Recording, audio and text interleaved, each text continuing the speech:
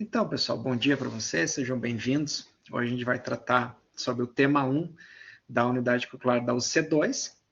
Vamos tratar alguns pontos bem referentes ao conteúdo, né, que pode estar utilizando por vocês para solucionar as atividades também que são presentes nessa UC e também para serem aplicadas no projeto integrador, que é um foco bem interessante nessa parte do início do curso, né, principalmente do PI 1.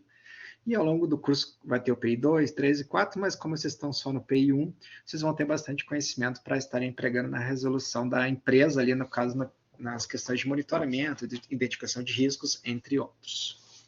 Antes de começar propriamente a aula de hoje, falar sobre algumas orientações gerais, né, que estão bem aqui, mas essa aqui é bem coisas bem pontuais de como é que vai proceder o Momento Line hoje, com vocês, sobre o comportamento, entre outros. Mas é bem tranquilo esse ponto aqui, acho que a gente vai bem de boa conversando durante a manhã, e apesar de estar ali como o nome de Érica no chat, não é a Érica aqui, tá? A Érica é a coordenadora do curso, mas eu estou com o login dela para acessar a turma. Aqui quem vos fala é o tutor Francisco Chardozin, e eu estou no Senac há um pouco mais de 10 anos, sou enfermeiro do trabalho, e estou com alguns de vocês, talvez, em algumas UCs, na UC1 que está encerrando, vai entrar em momento de extensão de prazo, ela está no período de recuperação, e no projeto integrador 1, eu acompanho alguns de vocês.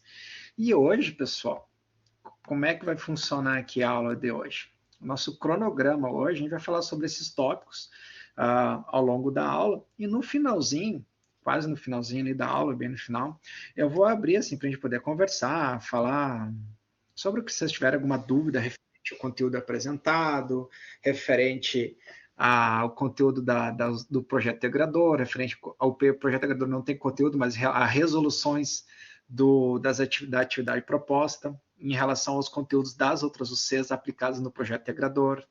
E a gente vai estar conversando no final ali, que fica mais tranquilo na condução da aula de hoje, né? E hoje a gente vai começar, né, o que é higiene ocupacional, o que é higiene, né? Higiene é o que é tomar banho, é escovar os dentes, não é isso. A higiene é aquilo tudo que está relacionado com o objetivo de identificar os agentes de riscos presentes no ambiente de trabalho e principalmente controlá-los, né? Ao longo dessa apresentação a gente vai falar sobre a função do TST, o que o TST faz na empresa, né?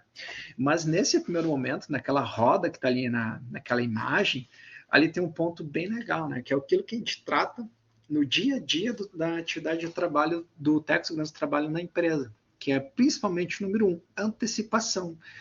De preferência que ocorra esse, que a gente consiga antecipar os fatores de riscos que a gente tem na empresa, alguma coisa que tenha naquele local, fazer com antecipação para evitar que o trabalhador esteja exposto a algum determinado fator de risco.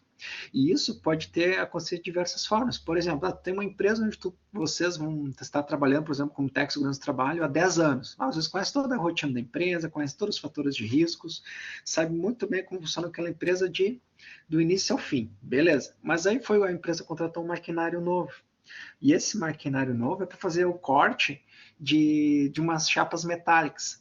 Aí vocês olham aquele maquinário novo, tá, mas esse maquinário novo que pode ter algum fator de risco presente, ruído, algum risco de objeto cortante, entre outros. Então, ali tu já consegue fazer uma antecipação daquele cenário, daquele equipamento, e trazer, assim, através do reconhecimento deste, e uma avaliação, para conseguir chegar no controle de riscos que é a etapa 4. Então, ver o quanto é importante a gente conseguir fazer uma higiene ocupacional, reconhecer o ambiente que a gente está, reconhecer a chegada de novos equipamentos também, para que a gente consiga ter uma antecipação mais efetiva, mais eficaz.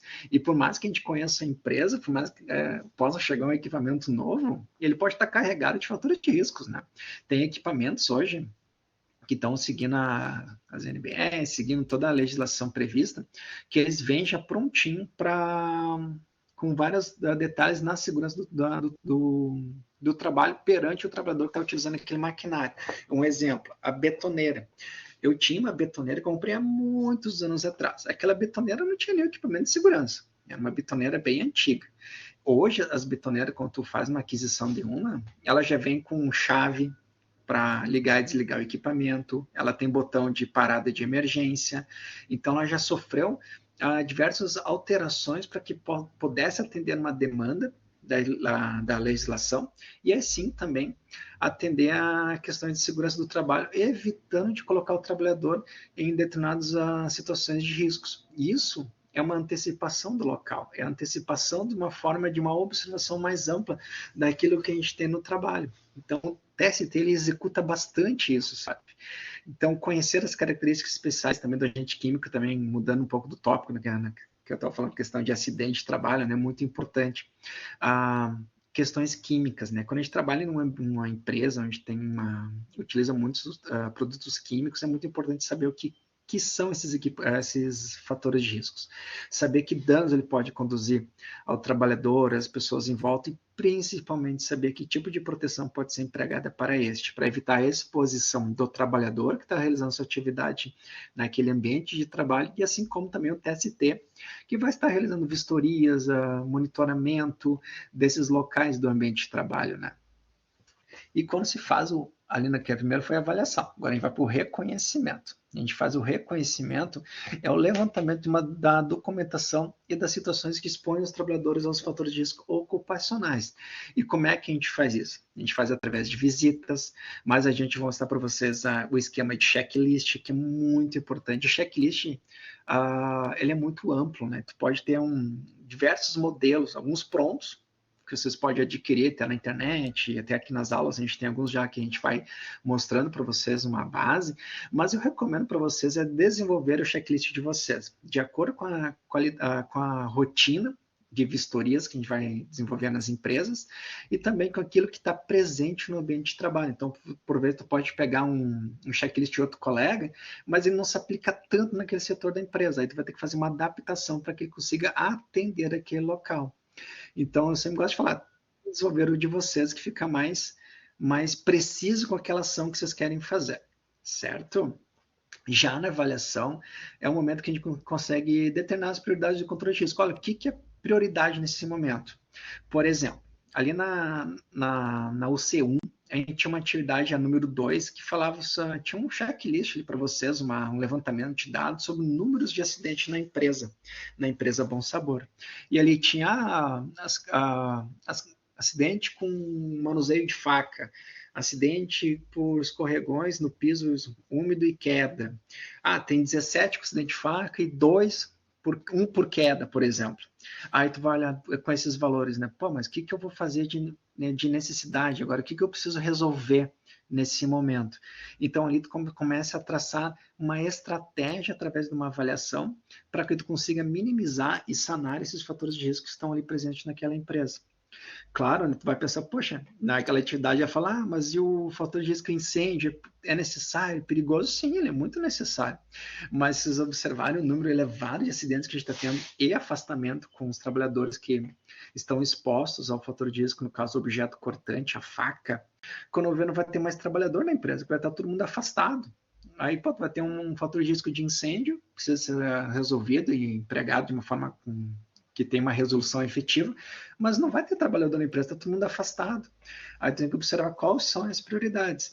E se der para fazer tudo junto, beleza. Mas, por vezes, a gente precisa determinar alguns pontos de resoluções imediatas. Até naquela atividade que eu acabei de citar para vocês, fala sobre prazos responsáveis. Então, o quanto eles são importantes que estejam sendo citados e até de uma forma não cobrança ruim, mas seja aquela data é uma expectativa de resolução. Tem coisa que a gente consegue resolver de forma imediata e outras determinam um pouco mais de prazo. A gente precisa ter uma estratégia maior para poder resolver estes, né? E controle de riscos, né, pessoal? Esse aqui vocês vão escutar muito ao longo do curso, que é basicamente a base do TST. Basicamente a base, é literalmente uma duplicação de uma palavra que é basicamente, novamente, a ação do TST diante de algumas atividades, que é controlar os riscos, sanar os riscos, e através de uma hierarquia. Tu vai ter medidas de controle conforme uma pirâmide de aplicação do controle dos riscos. E uma coisa que é muito importante aqui, pessoal, essa pirâmide está de cabeça baixa, não é porque está errado, mas é porque ela é assim. E nisso, tu coloca na base, que seria lá o topo, né, no caso a parte inicial, que é o número 1, é a eliminação do fator de risco. e eu quero comprar ela com o número 5, que seria o IPI. Então, vocês estão vendo ali que tem uma diferença muito grande, né? Onde a base da pirâmide ela é pequena. Por que ela é pequena? Porque ali estamos citando equipamento de proteção individual, porque essa deve ser a última medida, porque todas as outras anteriores, apesar de serem tratadas e empregadas, não surtiram efeito ou ainda tem risco de expor o trabalhador a um fator de risco. Então, o quanto é importante trabalhar com a eliminação na fonte do risco. Qual é o fator de risco que a gente tem hoje? É um produto químico que ele libera um vapor, por exemplo, ali no ambiente de trabalho, e o trabalhador fica exposto. Não tem como mudar esse produto químico, colocar um exaustor ali no local, que é para sugar essa névoa, esse vapor que sobe para não chegar ao teu trabalhador. Então, tu consegue traçar medidas para evitar o uso do EPI. Não é evitar o uso do EPI.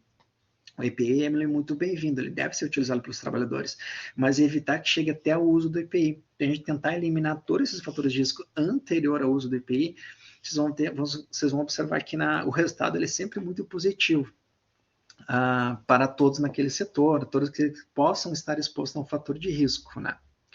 Mais adiante, na substituição por alternativas menos perigosas, que eu citei para vocês, quem sabe trocar um produto químico, atualizar um maquinário que produz um ruído muito grande, fazer a manutenção destes, né? Então, tudo isso são coisas que a gente vai tentando resolver antes do uso do EPI. E por que eu estou sempre frisando no EPI? Porque geralmente a gente pega, qual é a medida de controle que a gente vai utilizar perante isso? A gente vai direto pensar no EPI, mas a gente tem que pensar antes do uso do EPI. Busque informações, conhecimentos daquilo que a gente pode estar empregando para ser feitos antes do uso da utilização do EPI. Certo? Né? Quando eu falo isso, não é tipo, não vamos dar EPI para os trabalhadores, o EPI é ruim. Não é isso, pessoal. Pelo contrário, o EPI ele é excelente. Ele ajuda em muito a saúde dos trabalhadores na empresa. Mas, neste momento, a gente tem que sempre pensar em coisas anterior ao uso do EPI, para evitar assim, que chegue ao máximo a exposição do trabalhador. E quanto mais tu aplicar medidas de controle, ajuda em muito a qualidade de vida desses trabalhadores que estão nessa empresa. Certo?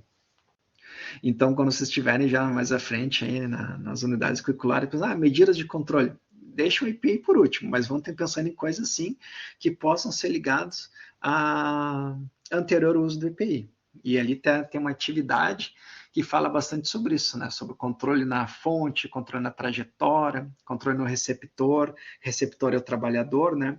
E o que pode ser feito para evitar que o trabalhador esteja exposto. Seja a lubrificação das máquinas, substituição das máquinas que produzem algum ruído, isolamento da máquina, se possível, né? Se essa máquina não tem acesso, não precisa de acesso ao trabalhador, ela pode ser isolada, pode ser afastada do ambiente de trabalho, que eu digo ambiente do mais próximo ao trabalhador, deixando ele mais afastado desse trabalhador, para que o ruído tenha uma distância maior até chegar a esta pessoa. Então, são medidas que a gente pode estar empregando. E isso para diversos fatores de riscos, né? Então, a gente consegue trabalhar sobre classificação de risco físico, químico, biológico, acidente e assim por diante. E doenças ocupacionais versus doença do trabalho. E aqui, basicamente, doenças ocupacionais são ligadas à atividade que a pessoa está exercendo. Já a doença do trabalho é ligada ao ambiente que a pessoa faz a sua atividade. E agora a gente vai tratar alguns exemplos sobre aquilo que eu falei para vocês anteriormente, né? A asma ocupacional. É comum surgir no trabalhador devido às suas atividades que ele está realizando. E dentro disso, né, pequenos fragmentos que a pessoa vai aspirando. E nessa aqui, deixa eu pegar minha canetinha e marcar aqui, setor madeireiro. Essa aqui eu tinha um exemplo prático em casa. Eu aqui, Francisco, tá frio aqui no Rio Grande do Sul, a gente é do Rio Grande do Sul, né, pessoal? E aqui em Bagé, no interior do estado, estava muito frio essa semana. E aí eu comprei lenhas assim, tocos grandes, no caso 1 metro de lenhas, assim, praticamente para usar na lareira. Só que eu precisava cortar essas madeiras para utilizar na lareira para poder caber ali as madeirinhas, tudo, né? E eu comprei uma serra e eu comecei a cortar em casa. E na minha inocência, apesar de ser enfermeiro do trabalho, eu estava ali cortando tudo e percebi, nossa, mas o meu nariz está enchendo de fuligem, de resquícios da madeira, né? Apesar de serem poucas, elas estavam me incomodando. Aí eu pensei, poxa, para cortar madeira, além do protetor auricular que eu já estava utilizando e óculos de proteção, eu precisava da máscara de proteção. Aí eu parei minha atividade, fui buscar uma máscara para eu estar utilizando durante o corte da madeira. Então vocês observam, poxa, em casa eu percebi isso. Então imagine numa empresa, uma madeireira que faz corte de madeira praticamente o dia inteiro, naquelas serras grandes, madeiras assim, não somente de lenha, mas madeira para trabalho, para móveis, entre outros, o quanto esse trabalhador pode estar exposto a vários fatores de risco. E nesse momento ali, o que eu fiz foi basicamente essa aula de hoje. Eu avaliei o risco, eu tenho isso aqui, apresentou isso aqui para mim, eu tenho o que fazer para reconhecer ele e trazer uma medida de controle. A medida de controle que eu tinha naquele momento, trazendo aquele plano, né, dessa pirâmide aqui, ó, deixa eu voltar um pouquinho e mostrar para vocês. Utilizando essa pirâmide aqui, eu peguei o EPI para utilizar, que era o que eu tinha, e também um outro ponto que era bem importante, que eu estava trabalhando não em um ambiente fechado, mas em um ambiente arejado, onde tinha circulação de ar, então eu estava na rua. Isso facilitou bastante também para diluir com oxigênio, né, no caso, esses resquícios que estavam ali voando naquele ambiente e eu estava aspirando. Então tudo isso me ajudou bastante para evitar que eu ficasse exposto a um fator de risco naquele corte da madeira para fazer lenha em casa. Para quem trabalha com a parte de solda e corte também, a solda ela libera outros tipos de fatores de riscos químicos, né? E o corte, dependendo do tipo que ele está cortando, pode se liberar de alguma coisa devido ao atrito da serra com aquela chapa metálica, né? Mas aí teria que ser monitorado. E quando a gente fala em monitoramento, a gente vai chegar mais adiante na apresentação sobre como monitorar os fatores de risco, né? Para saber o que esse fator tem e o que ele pode apresentar de fatores de consequência para o trabalhador, né? Dando seguimento, tá, Lucas? Mas mais adiante eu já retomo isso que tu trouxe, tá? Na questão de perda auditiva, temporária ou definitiva, né? Nossa, ruído é uma coisa assim que traz diversos prejuízos para a saúde do trabalhador. Não somente a perda auditiva, mas estresse, problemas fisiológicos, onde a pessoa fica muito incomodada com o ruído. E uma profissão que é muito afetada é aquela que está ali citada, o telemarketing. Nossa, gente, setor de telemarketing, assim, é muito cansativo, é exaustivo. Ainda o estresse da atividade em si, da ligação, estar falando com terceiros através de uma ligação ativa ou passiva, é muito estressante. E o ruído também projetado pelos headsets também, ele é bem cansativo ao longo do tempo. E quando se fala em ruído muito amplo, né, tem aquela máquina fazendo corte do asfalto. Essa máquina, vocês não sei se já viram essa máquina em atividade, ela é muito ruidosa, ela traz muito ruído naquele setor, naquele ambiente que o trabalhador está. E até nessa imagem, vocês observaram ali a ausência de equipamento de proteção individual desse trabalhador que está fazendo aquele corte do piso ali, né, daquele asfalto. Olha a quantidade de equipamento que está faltando para esse trabalhador, né? Então ele está bem exposto a diversos chances de sofrer um acidente no trabalho com a péssima utilização desses equipamentos, né, devido à exposição que ele está se colocando sem esse equipamento de proteção individual, né? Então, o ruído é um dos mais clássicos que a gente consegue encontrar em diversas empresas, né? E por mais que pareça pouco, por mais que não atinja certo limite de tolerância igual a NR15, ele incomoda bastante. Tá um ruído baixo, mas um ruído ali constante ele incomoda bastante o trabalhador. Então, se a gente conseguir sanar esse ruído, que nem eu falei para vocês, lubrificação da máquina, afastamento da máquina, lubrificação, atualização do maquinário, entre outros, são medidas que a gente vai utilizando, né, para diminuir essa exposição do trabalhador a um agente de risco ruído, né. Mais adiante, nesse outro slide, a gente fala sobre tuberculose, malária, febre amarela, hepatites, né. Isso aqui bem da classificação de risco biológico. E até na outra aula que eu estava dando na UC1 lá, a gente estava falando sobre isso, né, sobre a coleta de lixo, tudo, e o quanto os trabalhadores são expostos a diversos fatores quando atuam na rua, fazendo a coleta de lixo. Nossa, é muita exposição que eles ficam tendo risco diariamente, né? E nisso, né, a gente tem um contato com esses aqui que a gente citou. Isso pode estar dentro de uma agulha, de uma seringa, através de equipamentos biológicos, no caso, tem uma pessoa está doente em casa, fez um curativo e descartou no lixo, e a pessoa, o lixeiro foi pegar ali o coletador, o gari, e entrou em contato com aquela secreção, aquela sujidade que era da pessoa que estava contaminada. Então, são vários fatores que têm que ser observados e, assim, mitigar estes através de equipamentos de proteção individual e orientações desse trabalhador de como proceder durante a utilização durante a limpeza de vias públicas, coleta de lixos, entre outros. E quando se pega em ambiente hospitalar, né, pessoal, o pessoal da higienização do hospital, eles passam por uma reciclagem quase constantemente, né, bem diariamente também, às vezes, dependendo, porque tem um risco muito grande em ambiente hospitalar, porque volta e meia tem curativos, tem procedimentos invasivos, tem sangue, tem materiais pérfuro-cortantes. Então, a exposição é de uma forma qualitativa, onde tu observa que o risco possa ser presente naquele local, e assim tu consegue traçar medidas para evitar que esse trabalhador esteja exposto. E treinamento, ações de educação, eles são muito bem-vindos nesse momento, né? E ajudam bastante o trabalhador nesses cenários que eles estão atuando. E doenças respiratórias, né?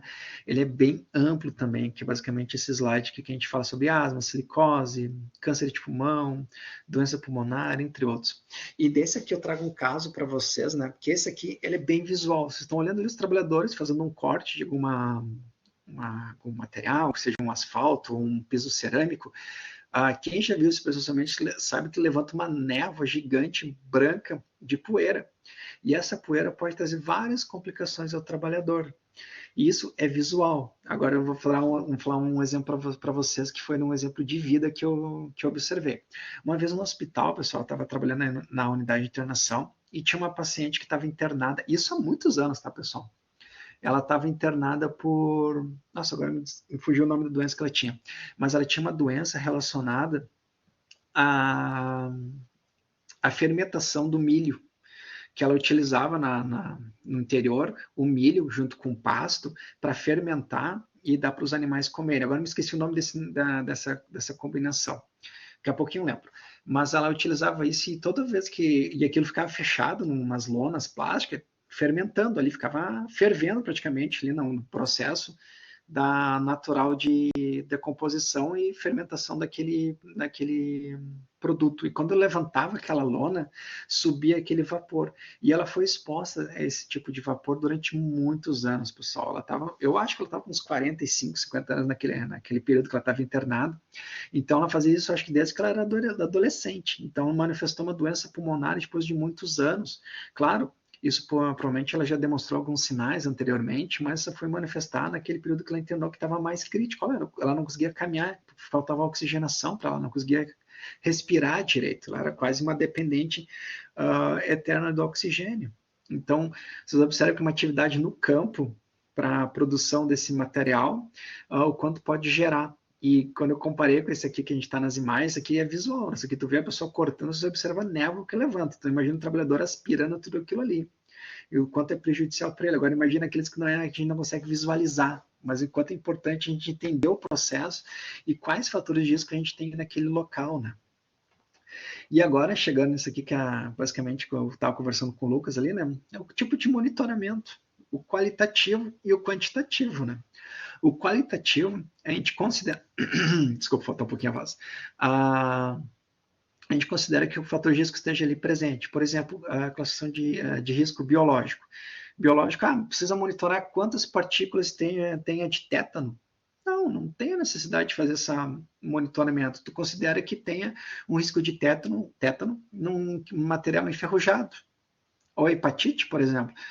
Quanto necessário para o trabalhador estar exposto à hepatite? Não precisa ter uma quantidade específica. Já a hepatite ali naquela agulha, por exemplo, só de entrar em contato com o trabalhador já é um risco. Então a gente considera de uma forma qualitativa, sem a necessidade de um valor de referência. Isso também vale também para choque elétrico, por exemplo. Tem um trabalhador que trabalha fazendo instalações de rede elétrica, NR10. Aí eu posso qual é um tipo de monitoramento quantitativo ou qualitativo? Se vai pensar qualitativo, ele está exposto ao choque elétrico, então eu não preciso saber o nível de tensão para saber se fazer um efeito positivo nele. comparar com quantitativo. Mas se for botar de forma errada, tá, pessoal? Quantitativo. Qual é a descarga elétrica que o trabalhador tem que receber para considerar um risco? Tá errado, não tem como. Sabe, vai ser entre 10, 220 ou mais, não tem como. É impossível isso, porque qualquer uma dessas cargas elétricas, elas já vão trazer um dano para o trabalhador. Então, ela é considerada de uma forma qualitativa o monitoramento. Certo, pessoal?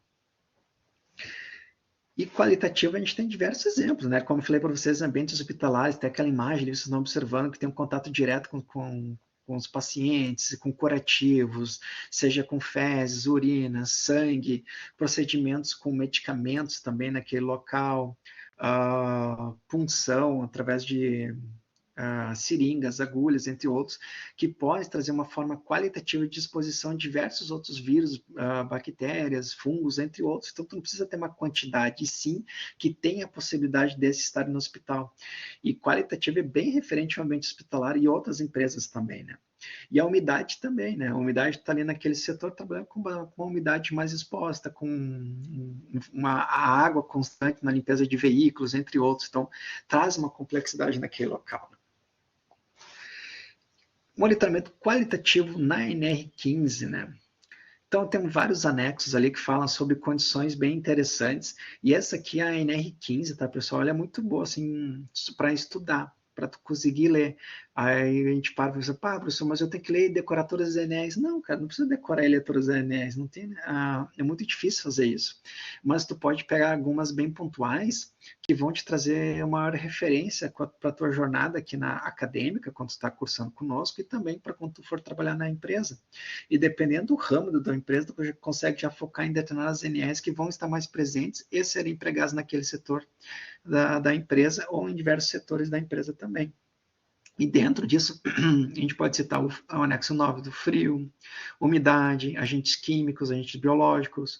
Então, vale a pena parar um tempinho e fazer uma leitura da NR15, que ela é bem ampla sobre avaliações qualitativas e quantitativas, né? E aquele anterior que eu mostrei para vocês é a questão de avaliações qualitativas. E agora, sobre avaliações quantitativas. E quantitativas, quando a gente menciona, a diferença é que a gente consegue ter um limite de exposição. A gente consegue monitorar esse fator de risco que está exposto. E lembra ali que eu falei com o Lucas ali, anexo 11, agentes químicos e escalabilidade caracterizada por limites de tolerância ou inspeção no local de trabalho. Por vezes, tu tem a necessidade de ter um nome desse fator de risco e saber se tem um limite de tolerância para este. Às vezes não precisa, só a inspeção no local tu vai considerar, olha, esse fator de risco aqui químico, ele é muito prejudicial ao trabalhador. Então, mesmo que tu tenha medidas de controle para este, tu tem que ter, ele é considerado insalubre. Então, traz um risco muito grande ao trabalhador. E nesse momento a gente tem que saber que tipo de fator de risco é este. E aí tu faz o levantamento do que pode acontecer com a atividade que o trabalhador executa naquele ambiente de trabalho. Assim como está citado ali no anexo 1, ruído. Então, uma boa leitura da ANR15 ajuda bastante para a gente ao longo da jornada acadêmica e nas empresas também, quando estiverem atuando. Então, é bem legal a leitura, vale a pena, pessoal. E a NR15, ela nos acompanha bastante ao longo da nossa jornada aqui do curso. Então, a gente consegue ter vários tipos de utilização, monitoramento, já utilizando a própria NR15, né? E de uma forma quantitativa, a gente tem o ruído, a vibração de mãos e braços, vibração do corpo inteiro. Até naquela última imagem, essa aqui, ó. Deixa eu mostrar para vocês aqui, deixa eu marcar. Essa aqui, ó. Sobre a vibração do corpo inteiro. Aqui mostra um trabalhador em cima de um veículo, né, onde ele está guiando esse veículo. E esse exemplo eu adoro citar ele, né, mas quem é mais antigo lembra que os ônibus de transporte coletivo público, eles tinham um motor alocado na parte frontal do veículo, logo ao lado do motorista. Então o motorista estava exposto ao ruído, ao fator de calor, a vibração, sendo que o motor era ao lado dele. O que foi feito para melhorar um pouco a situação da exposição? Foi colocado esse motor para a parte traseira do ônibus, fazendo com que a distância desse motor ao trabalhador ajudasse bastante. Então, diminuiu bastante a vibração, o ruído, A vibração também ajudou bastante a diminuir o estresse do trabalhador motorista. Então, são coisas que a gente vai desenvolvendo que vai ajudando bastante, e até pela interpretação do local, do ambiente de trabalho, o que a gente pode fazer para esse trabalhador. E para a vibração, a gente tem vários meios de controle também, assim, como os assentos serem que consigam absorver a vibração, a distância desse motor, por exemplo, que faz a vibração, que causa a vibração, manter uma boa calibração dos pneus ajuda bastante também. A lubrificação desse motor que faz a vibração também é importante. Quanto mais lubrificação tiver e a lubrificação seja adequada e correta, conforme o manual desse motor ajuda também para evitar a vibração em excesso. Então, são coisas que a gente vai trazendo para evitar que o trabalhador esteja exposto a esse fator de risco. E, por fim, né, se tu conseguir colocar algum equipamento de proteção individual, perfeito. Mas quanto mais medidas anterior ao uso do EPI, melhor. E aqui, falando sobre o checklist, né, pessoal, o checklist é aquilo que eu citei para vocês no início, né? E basicamente é a inspeção do segurança do trabalho que tem como objetivo avaliar e investigar. Então, tu vai lá no ambiente de trabalho e vai olhar o que os trabalhadores estão realizando. Lembra que no início da apresentação eu falei para vocês sobre o maquinário? Ah, chegou um maquinário novo na empresa e tem que estudar esse maquinário, tem que ver qual é os fatores de risco que ele é presente, que ele pode apresentar aos trabalhadores. Pode ser que não tenha nenhum fator de risco. Beleza, excelente. Mas pode ser que ele possa ter 1, 2, até 3 fatores de riscos. Então, é importante a gente conseguir entender o que ele tem e também traçar medidas de controle para este. E como eu falei para vocês, o checklist, tentem utilizar o checklist de vocês. A gente tem, por exemplo, esse modelo aqui, checklist de inspeção. Então, ali fala sobre o local de inspeção, onde tu está realizando essa verificação, os participantes, no caso, quem é que tu está avaliando, quem é que está sendo avaliado, e também o que tu está observando. Possui ficha de controle, encontra-se em dia, tem equipamento de proteção individual, e assim por diante. E até aqui, um exemplo prático para vocês, que eu estava falando para vocês sobre reciclagem, né, do checklist. Vocês conseguem identificar um erro aqui nesse checklist? Vocês podem até dar um zoom aí nessa imagem para ver se vocês conseguem localizar o erro. Enquanto eu vou tomando uma água aqui. Dê uma olhadinha aí, o que vocês acham de erro?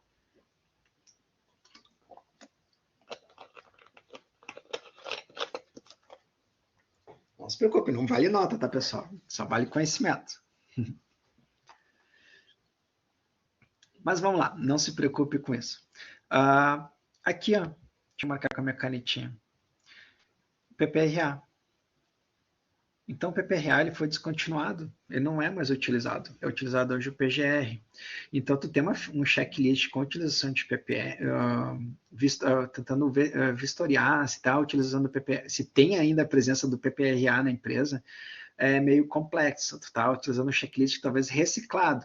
Então, por exemplo, a gente tem esse modelo aqui que é legal, meu colega usava, eu vou usar também, mas talvez esse checklist já não seja tão atual. Então, é importante tu estar colocando o teu checklist, a tua maneira de compreender, principalmente aqueles pontos que tu quer monitorar no setor ou na empresa como um todo. Então, desenvolva o checklist da maneira de vocês. Peguem ali um computador, abram um Excel, montem, até no Word, pode ser, tanto faz. Ou manualmente, não tem problema. O importante é que vocês tenham esse documento em mãos e consigam utilizar ele da forma mais eficaz para vocês. Que ele seja importante, esse documento, que ele tenha utilidade. Não adianta pegar um checklist reciclável, onde pode vir com uma exposição gritante, que é esse aqui da utilização do PPRA, e não ser mais utilizado. Então, tu vai estar vistoriando uma coisa que vai trazer uma certa desconfiança caso tenha uma necessidade de avaliação dessa documentação. Então, é importante vocês estarem utilizando este para monitorar de uma forma mais eficaz. Vou deixar aqui para vocês assistirem mais adiante em outra oportunidade, não precisa ser agora, tá, pessoal? Mas no final da palestra, depois a gente pode assistir esse videozinho, que ele é bem útil e interessante para vocês.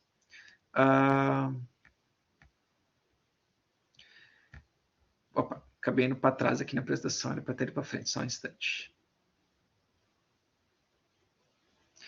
E no checklist, né, pessoal, ele é bem amplo. Vocês podem utilizar vários modelos de confecção, seja manualmente, seja por outros meios, tudo isso é bem variado, né? Então pode usar eles de diversas formas, né?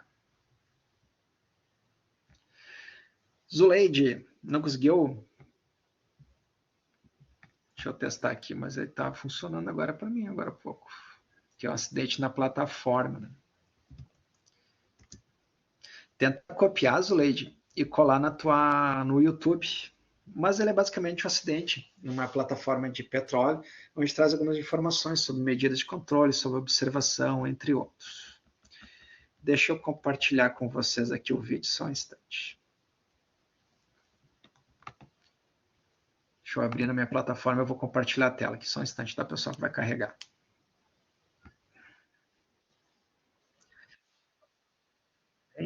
Só um pouquinho.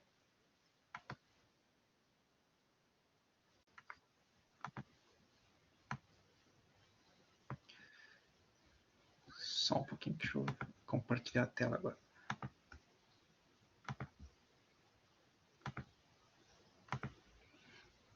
Estão enxergando, pessoal? Estão enxergando, pessoal?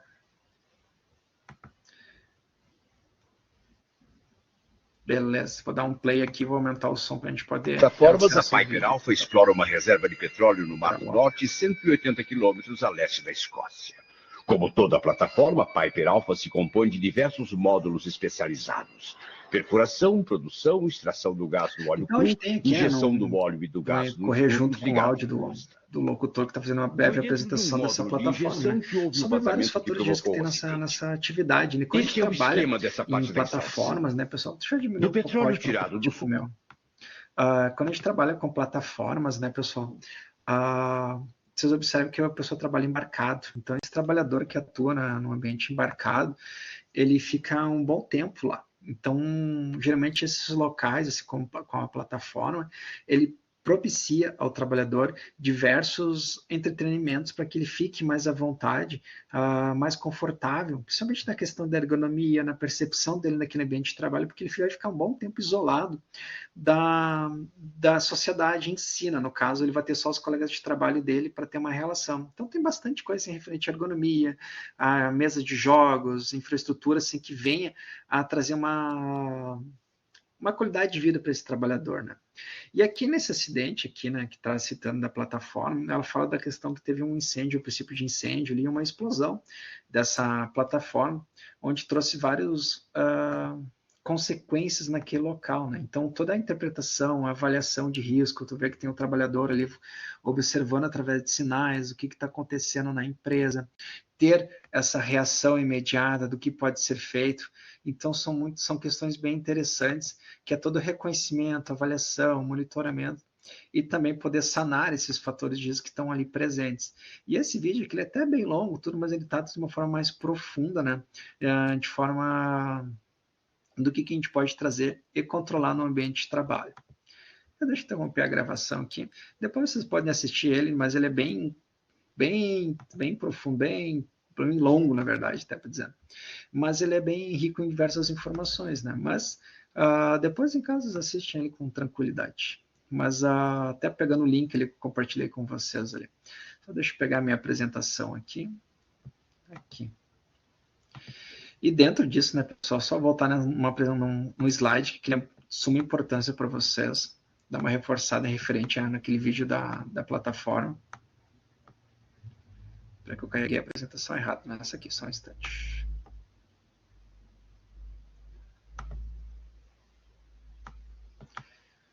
Só um instante.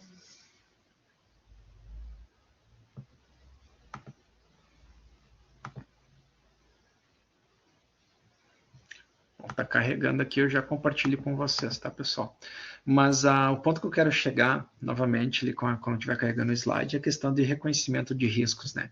Em saber aquilo que a gente pode estar fazendo para sanar a exposição dos trabalhadores para evitar que ele não esteja exposto a um fator de risco. Isso é basicamente o papel do TST na empresa.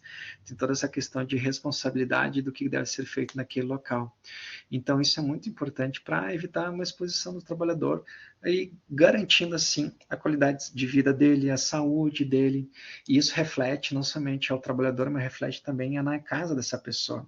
Por exemplo, o ruído, como eu falei para vocês, traz diversas consequências com alterações fisiológicas, psicológicas, então a pessoa chega em casa pode chegar em casa devido à exposição ao fator de risco ruído, já irritado, estressado. Então, ele é mais amplo nas medidas de controle que a gente pode estar fazendo. Então, o quanto é importante isso, que a presença do TST faz nas empresas e garante essa qualidade. E é esse slide que eu quero mostrar para vocês, que eu estava falando sobre ele sem a apresentação dele, que é basicamente esse aqui, sobre a antecipação do risco, reconhecimento, a medidas de controle, o quanto é importante tu trazer medidas e ações efetivas diante de cada fator de risco que a gente encontre na empresa. E o TST presente, quanto mais presente no ambiente de trabalho, reconhecendo o local, reconhecendo o que pode ser feito, né? Conhecendo o chão da fábrica, quanto mais informações conseguirem, isso é importante, através do checklist, através do diálogo com os trabalhadores, conversando com a CIPA, com o SESMIT. Isso é muito importante da ação do TST diante das condutas que a gente pode ter nesse ambiente de trabalho. Certo, pessoal? Referente à apresentação, alguma dúvida, pessoal? Tudo tranquilo? Se tiver alguma dúvida, pode escrever no chat que eu vou estar ajudando vocês. Beleza. E até esse tema aqui, ele é bem da UC2, né? E a UC2, ele tem uma atividade que é bem legal, que trata sobre os fatores de riscos qualitativos e quantitativos, onde tu faz um monitoramento destes, né? Ele apresenta para vocês determinados fatores de risco e tu vai lá na NR15, buscar limite de tolerância para este, aprender a utilizar a NR15 e seus anexos. Chegar aqui mais adiante, nos anexos da NR15.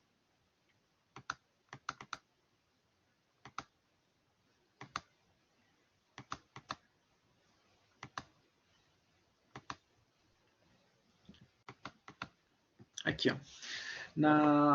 Utilizando a NR15, que vocês vão utilizar bastante nessa atividade da UC2, vocês fazem bastante esse monitoramento, essa observação, essa comparação, principalmente se é qualitativo ou quantitativo, utilizando a busca para saber se esse fator de risco tem um limite de tolerância, se ele tem alguma referência com a utilização da NR15 para estar desenvolvendo na atividade, né? E mais abaixo ali façam as medidas de controle, né? Que é aquilo que eu falei para vocês na pirâmide, né? O que a gente pode fazer antes do uso do EPI, que é o controle no receptor. No controle receptor não tem problema tu utilizar o EPI, faz parte, mas o que tu pode fazer antes de que chegue ao trabalhador a esse fator de risco? Então ali tu tem vários produtos químicos, como é que tu faz para esse produto químico não chegue ao trabalhador? Seja por exaustores, seja por distanciamento, mudança do processo químico, ventilação do local, ventilação ativa, ventilação passiva, sugadores do ar químico, desse produto químico que está naquele local. Então, são várias coisas que estão sendo empregadas. E se vocês observarem, o frentista que trabalha abastecendo os veículos, quando a gente vai abastecer com gasolina, álcool, diesel, tem o benzeno naquela substância, naquele produto químico, né, na gasolina. E benzeno é bem prejudicial à saúde do trabalhador. E ali, né, se tu observar, as empresas, elas recomendam a utilização de máscara, luvas, óculos de proteção e até protetores auriculares, que tem um ruído bem presente naqueles setores. E muitas vezes tu vai nesses postos de gasolina, ninguém usa, né? Ninguém faz a utilização destes equipamentos de proteção. E tu vê o quanto é complexo esse tipo de cuidado e o quanto a presença do TST nesses ambientes faz falta, né? Uma fiscalização mais ativa, orientando, capacitando, que por vezes o que mais prejudica, né, pessoal? Não digo que mais prejudica, muitas vezes as pessoas só tomam uma iniciativa, o trabalhador, por vezes, né, ao utilizar o EPI quando ele já apresenta algum sintoma. Estou com dor de cabeça devido ao ruído. Pô, mas tem que usar o protetor auricular. Vou começar a usar. Passou dor de cabeça, nunca mais vou deixar de usar. Pô, você observa que está tendo uma medida reativa a alguma coisa que já está mais avançada, um pouco mais complexa. E quando se fala em benzeno não é não vai causar um mal-estar naquele momento. Ele até pode causar enjoo, náuseas, um pouco falta de ar, mas ao longo dos anos ele pode causar uma destruição das vias aéreas desse trabalhador, principalmente da região do pulmão, que ele só vai observar depois de anos de exposição. Aí quando vai começar a utilizar o EPI, quase não vai dar efeito, porque esse trabalhador já está bem exposto, praticamente já está afastado por uma doença que ele adquiriu no trabalho. Então é bem complexo, né? Essa questão de cuidado e o quanto faz falta o TST nesses ambientes, trazendo educação, orientações, ações perante estes trabalhadores, né? É verdade, Lucas, é bem isso também que tu colocou, né? O TST vai lá, orienta, faz o DDS, né, o diálogo diário de segurança, faz todas as condutas, indica os DPI, orienta como utilizar, fechou a porta, saiu, deu a volta ali daquele setor, já tem gente largando EPI no chão, botou no bolso, botou em cima da cabeça de forma estética e não está utilizando equipamento de proteção. E está sendo exposto a um fator de risco ali como ruído, produtos químicos, entre outros, né? E é por isso que o treinamento, a educação faz parte do TST. Assim como advertências, né, Lucas? Então, tu faz todo o treinamento, tem todo o respaldo de orientação que tu fez a esse trabalhador, orientou ele, participou de capacitações, treinamentos, reciclagens, coletou a assinatura dele, que tem que ser tudo documentado, tá, pessoal? Tu fez treinamento, tem que documentar que esse trabalhador participou desse treinamento.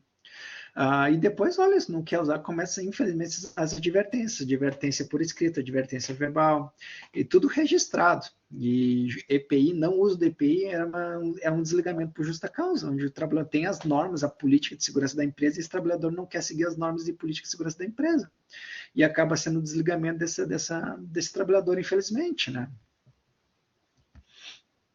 Deixa eu ver o que vocês colocaram aqui.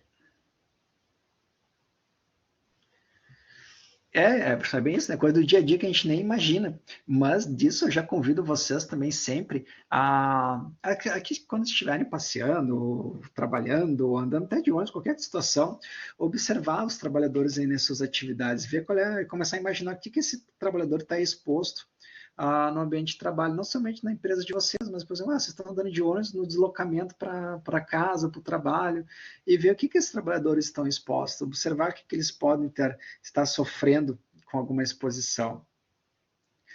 Cristiano, eu trabalho como bombeiro no setor de data center, e aqui tem muito ruído em várias salas, tem bastante dificuldade com os colaboradores na questão do uso do EPI. Reclamam bastante, isso quando não espero finalizar o meu turno para executar a atividade de forma bagunçada. Vai que complexo, né, Cristiano? Mas, que nem eu estava falando com o colega anteriormente, né, bem isso, né? A gente faz a orientação, a gente faz a educação, e tu vira as costas, eles já deixaram de usar o equipamento de proteção individual, né? Então, acaba se colocando em diversas situações que não precisava, né? E isso aqui traz consequências mais adiante, né? O ruído, se observar o que o ruído pode causar na saúde do trabalhador, que nem eu falei para você, de alterações psicológicas, alterações na audição, no comportamento dessa pessoa, dores de cabeça, então ele é bem amplo, sabe, o que pode acontecer, né? Lucas, infelizmente tem muitos trabalhadores que acham que são Superman e nunca vai acontecer, é verdade, sabe, e tem uma imagem do Super-Homem até que fala sobre isso, né, que tem uma imagem dele todo sadio e sem o EPI magrinho recebendo oxigênio. Então, se jogar na internet, aparece essa imagem, que é um Super-Homem que não utilizou equipamento de proteção individual, onde tu fica exposto a diversos fatores de risco que acaba trazendo consequências para o corpo, né? E o Cristiano, abertura de APR, PT, misericórdia, eles fogem, né? É verdade, né? Então, nisso, né? A análise preliminar de risco, APR, permissão de trabalho, são coisas que são feitas para evitar que o trabalhador esteja exposto a determinados fatores de risco. Traz uma apresentação, tá, pessoal, dessas siglas, do que tem naquele ambiente de trabalho, o que o trabalhador vai encontrar de fator de risco, quais medidas para esse fator de risco, não somente a utilização do EPI, mas EPCs também podem ser utilizados, entre outras ações também. Sim, Lucas, e muitas vezes os técnicos sofrem com isso também, né? Porque acaba trazendo um trabalho em dobro, triplo, né? Devido a uma conduta que os trabalhadores não estão seguindo naquele momento, né? Que bom, Everson, mas é bem isso, sabe? É tu prestar atenção no que tem na tua volta. Por vezes a gente está focado mais no seu ambiente de trabalho, entre outros, mas se tu pega um ônibus, por exemplo, eu vou pegar um ônibus e eu levo do meu trabalho da minha casa do trabalho dá 7 quilômetros. Vou observar a exposição do fator de risco que o motorista está tendo naquele momento, o que o cobrador ali que faz a cobrança da passagem tem, das empresas em volta, né? Tu para ali numa parada de ônibus, tu olha para o lado, tem uma imobiliária, por exemplo, e ali, olha, o que essas pessoas estão expostas de fatores de risco lá dentro, ao gari que está fazendo a coleta de lixo na rua, aos motoristas de aplicativo, a motorista de caminhão, a motorista, pessoas que estão fazendo obras, tem bastante obra, também tu olha para lá, tem um prédio sendo construído, uma reforma, quais os fatores de risco estão naquele local, a gente conseguir pegar isso de uma forma mais ampla, né? Que isso vai trazendo uma maior percepção, né? Através do reconhecimento, que é basicamente esse slide aqui anterior, né? Reconhecer, só um pouquinho. Esse aqui. A antecipação, né? Tu faz a antecipação daquele local, tu consegue entender o que os trabalhadores estão fazendo e quais fatores de risco presentes ali. E aí sim, tu consegue ter uma maior facilidade, né, ao longo dessa jornada, de trazer medidas de controle para estes, medidas de controle eficazes que vão fazer a diferença para evitar que o trabalhador esteja exposto a esse fator de risco, melhorando a qualidade de vida e outras centenas de benefícios que ele pode ter. E também, né, eu nem citei para vocês, mas o prejuízo que a empresa tem com o afastamento de um trabalhador. Não somente o prejuízo na saúde, mas a empresa tem um prejuízo financeiro. Imagina parar um setor, algum determinado produção, porque um trabalhador ficou afastado. Olha, o quanto é ruim para o trabalhador isso, mas também é ruim para a empresa. Então, investir em segurança é uma forma da empresa poupar um gasto desnecessário com outras condutas, com treinamento, com treinamento que eu digo, com treinamento de um novo funcionário para ocupar o cargo daquela pessoa que está afastada, contratação de novos funcionários. Então, são coisas que vai gerando custos para a empresa e a empresa geralmente não gosta de gastar, né? Então, mas ela gasta, ela tem uma necessidade de querer gastar com prevenção, né? Lucas, sinto muito, né, pela tua perda. Infelizmente, um acidente de trabalho com perda de vida é uma coisa que a gente não tem como remediar mais, né? Mas entender o que aconteceu ali, né? Infelizmente, para que não ocorra de novo, né? E nisso, né, que é até o exemplo que o Lucas trouxe, né, a observação do cenário, né, o que tem de risco naquele momento de transporte, uma bobina de alumínio, bobina de papel, bobina de concreto, bobina, eu digo, canos de concreto que são pesados, né, e pode ter o deslocamento destes.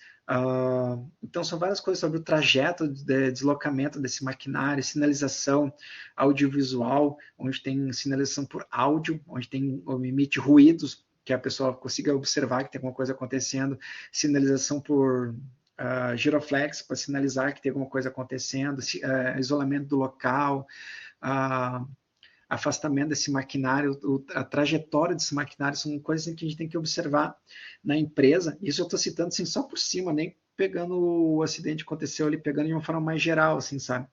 Para evitar que esse tipo de coisas aconteçam. Então, tu tem um bom reconhecimento do local, uma boa observação, permite que tu consiga desenvolver a atividade de uma forma mais segura. Agora eu me lembrei de um outro exemplo. Uma vez eu levei meu carro para fazer a vistoria da garantia numa empresa, que é onde eu tinha adquirido esse veículo.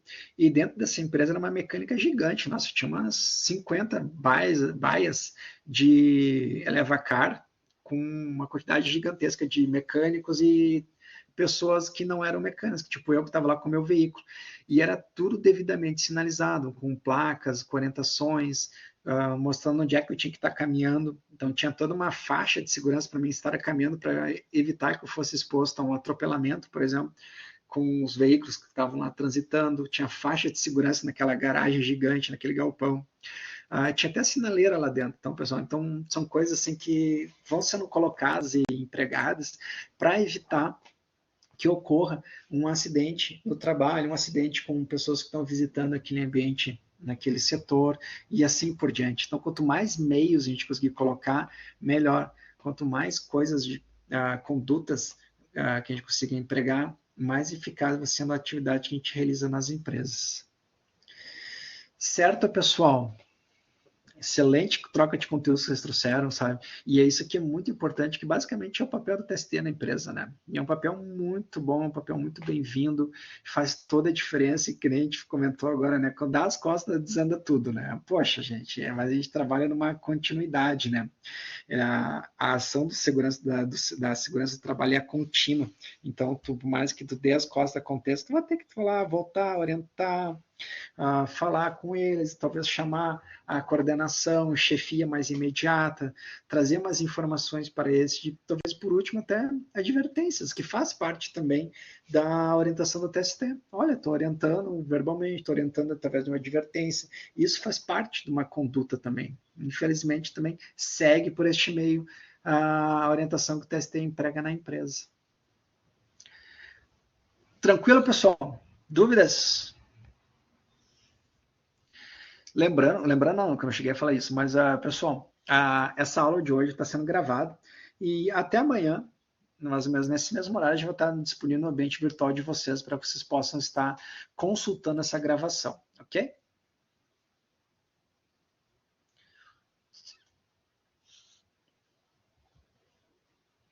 Tudo tranquilo, pessoal? Alguma dúvida? E vale a pena também, tá, pessoal, estarem utilizando outras plataformas, como o YouTube, entre outros, para buscar referências de empresas, conhecer as empresas por dentro, assim, ver como é que são as ações de segurança destas, abrir, dar oportunidades para novas coisas, novos pensamentos, né? Então, não somente estar fixado em empresas, por exemplo, da construção civil, ambientes hospitalares, mas tu buscar outras exposições que o trabalhador pode estar expostos, né? Conhecer outras empresas, isso faz muito bem para a educação e conhecimentos que vocês vão adquirindo nesse processo de futuro técnico segurança do trabalho, para chegar nas empresas ter uma bagagem bem boa, né? Saber o que pode ser feito, de medidas de controle, entre outros. Tranquilo, pessoal? Alguma dúvida? Posso ajudar vocês? Mais alguma coisa? Muito obrigado, pessoal, pelos elogios. Fico muito feliz.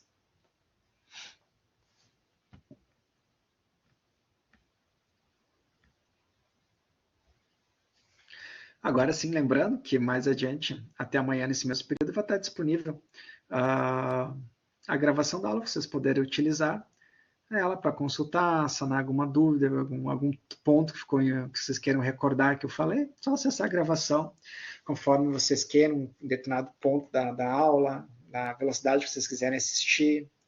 Então é bem tranquilo isso, certo? Desde já, agradeço a presença de vocês nessa manhã, desejo para vocês um bom almoço, para quem não almoçou ainda, bons estudos ao longo dessa semana e ao longo do curso, bom trabalho também, bom descanso quando chegarem em casa. E contem conosco, conversem conosco no fórum de dúvidas, no Fale com o Tutor. A gente está à disposição de vocês para ajudar nessa formação de técnico de segurança do trabalho. Contem conosco, tá bom, pessoal? Bom dia, uma boa tarde também. Um abraço para vocês. Tchau.